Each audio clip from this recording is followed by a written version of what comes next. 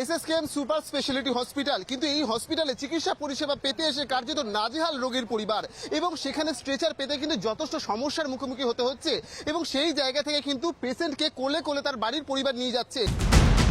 Super speciality হাসপাতাল SSKM ভালো চিকিৎসা পরিষেবা পাওয়ার আশায় দূর দূরান্ত থেকে এখানে আসেন রোগীরা।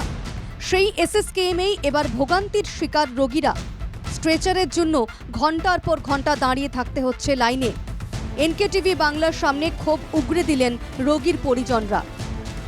পেশেন্টদের যে ট্রলিগুলো যে আমরা লাইন প্রথম ইমার্জেন্সি পেশেন্ট নিয়ে এলাম, ইমার্জেন্সি পেশেন্ট নেওয়ার সঙ্গে সঙ্গে আমরা ট্রলি পাই না। ওদের একটা টাইম টেবিল বাঁধা আছে, 8টা থেকে কি 9টা থেকে ওরা ট্রলি দেবে। এবার ততক্ষণ পর্যন্ত আমাদেরকে লাইন দিয়ে ওয়েট করতে হবে। ওনারা তারপরে 9টার সময় ট্রলি দেবে। ট্রলি দেওয়ার পরে আমরা সেই এখানে সবসময় ট্রলি অ্যাভেলেবেল থাকে না। আধার কার্ড জমা দিতে হবে। স্ট্রেচার যখন যারা নিয়ে গেছে তাদের কাজ মিটলে তারপর স্ট্রেচার এখানে দিয়ে যাবে।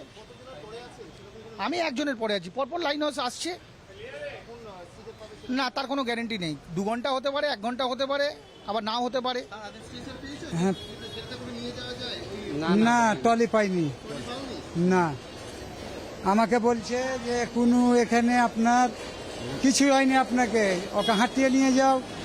আমি বললাম যে আমি হেঁটে কিভাবে যাব, আমি তো হাঁটতে পারছি না। যে এসএসকেএম এর ট্রমা সেন্টারে গিয়ে সেখানকার চিকিৎসা পরিষেবায় রীতিমতো ক্ষোভ প্রকাশ করেছিলেন মুখ্যমন্ত্রী মমতা বন্দ্যোপাধ্যায়। তারপরই নড়ে চড়ে বসেছিল হাসপাতাল কর্তৃপক্ষ। শনিবার সেই এসএসকেএমেই এই চিত্র ধরা পড়ল এনকেটিভি বাংলার ক্যামেরায়। কেন এই সমস্যায় পড়তে হচ্ছে রোগীর পরিজনদের? এসএসকেএম এর আধিকারিকদের প্রশ্ন করা হলে ক্যামেরার সামনে মুখ খুলতে চাননি তাঁরা। আমাদের প্রশ্নের মুখে অবশেষে তৎপরতা দেখা যায় এসএসকেএম হাসপাতালের।